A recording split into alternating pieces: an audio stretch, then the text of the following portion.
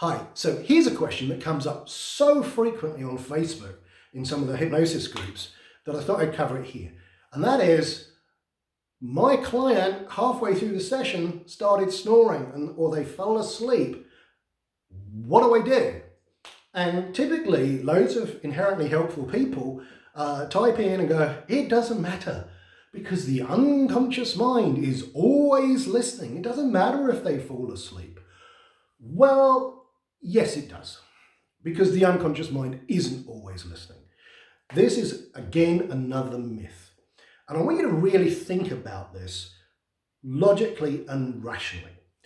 Many, many years ago, someone had this bright idea that you could teach people to learn a language whilst they slept. And so they would just have a recording playing as they fell asleep, and that would somehow magically program their mind so that when they woke up, they'd be able to speak the other language. Well, guess what? It didn't work. And since the 1950s, there's been experiment after experiment showing that when a person falls asleep, they are not learning new material. So this is a myth that the unconscious mind is always listening. Now, there has been a little bit more research in the last few years showing that very, very, very simple pair bonding with smells or associations might be able to occur, but you can't learn new things. Sleep is not for learning stuff, new information. It's about processing the stuff you learned during the day. So if your client falls asleep, at that moment, you no longer have hypnosis. You have sleep. And sleep is not hypnosis. So at that point, if you're doing suggestion-based hypnotherapy and you're getting people to imagine things and all that sort of thing, it's not working anymore. It just isn't. So don't be fooled by this, because a lot of people will tell you this. But I want you to stop and think about this rationally, logically. If it was really possible that you could learn new information while you sleep, then do you not think these multi-billion-dollar-a-year companies that teach language and teach information would be doing this? You know, these massive, great Duolingo-type companies who make fortunes, do you not think that they would be selling these courses of how to learn language while you sleep? And think about doctors who have to spend 10, 12 years studying. Do you not think that that would be a great idea? Now, we've got a shortage of doctors around the world, that we could just program people while they sleep and create a lot of doctors who've got all the knowledge. It doesn't work. The only people who buy into this idea or try and con you into this idea are people trying to sell you hypnosis recordings. They say, oh, it doesn't matter, just doesn't matter if you fall asleep. Yeah, everything works. Unconscious mind's always listening. It just isn't. And here's another thing. How about the people who get broken into at night and who are fast asleep in their beds and the burglars ransack their house and they don't even hear them? Where's the unconscious mind at that point? So the unconscious mind is not always listening. So don't buy into this theory. So what do you do? Well, there's two things you can do. First of all, and one of them will work to your advantage. Well, both of them will work to your advantage, but one's a little bit of a sneaky way. Professor Irving Kirsch calls hypnosis a non-deceptive mega placebo.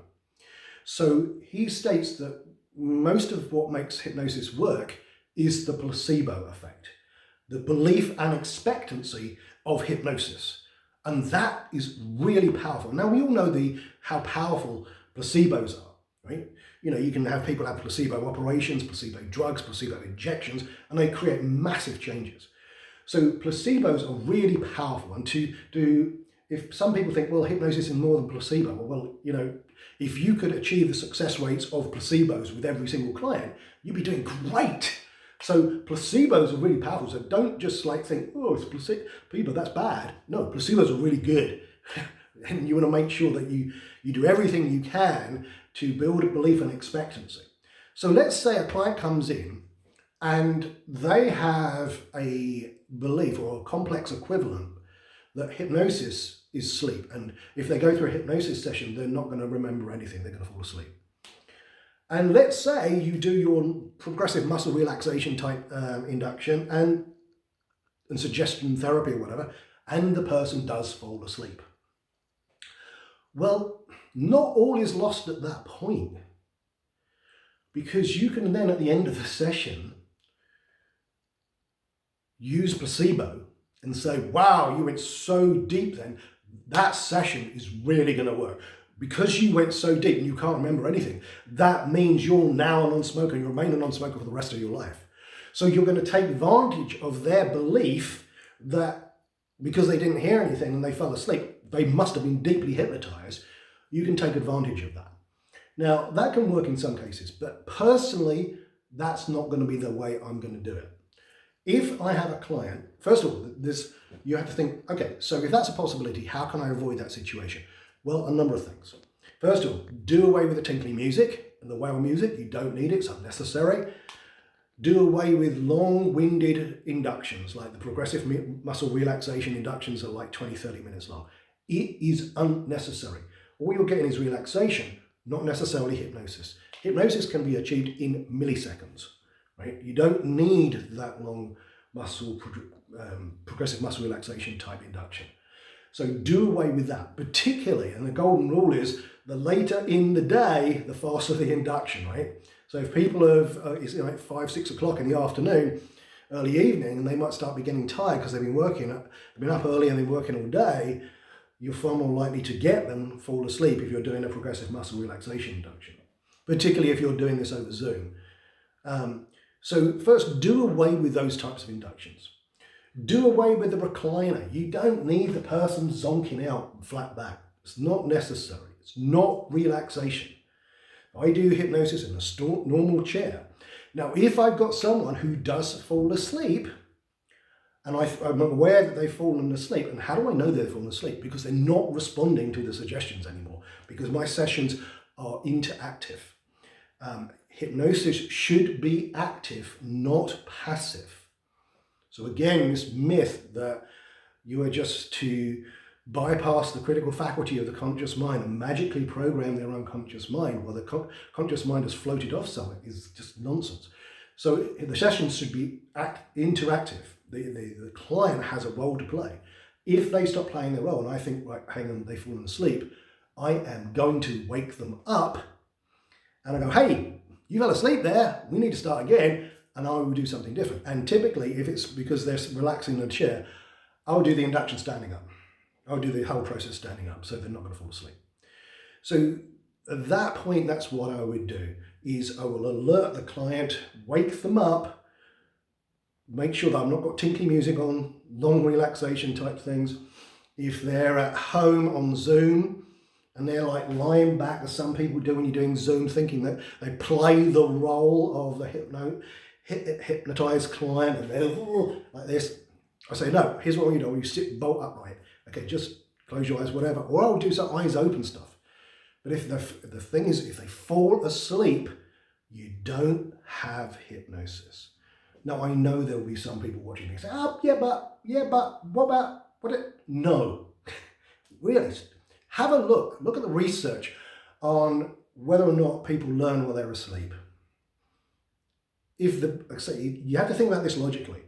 If it was really true that you could magically program someone's unconscious mind when they're asleep, big business would be all over this. It's not. All you get are a few shysters trying to sell self-hypnosis type recordings and saying, if you fall asleep, it doesn't matter. So I hope this really sticks in. If someone falls asleep during the session, you don't have hypnosis. You can use the power of placebo at the end of the session to say, well, because you did that, that means you're now hypnotized, and that means that you're now going to stop smoking, blah, blah, blah. This is going to be very easy. So you can leverage the placebo bit, but it's far, far better to alert them, do something else. So I hope this makes sense, because this myth just goes round and round and round and round and round, and it's just a myth. So hope you take this on board. So if you like this video and you want more content, please remember to like and subscribe, or you may want to have a look at the membership channel. There's hundreds of videos there from going really in deep into NLP and hypnosis. So have a look at that. So I hope to see you soon.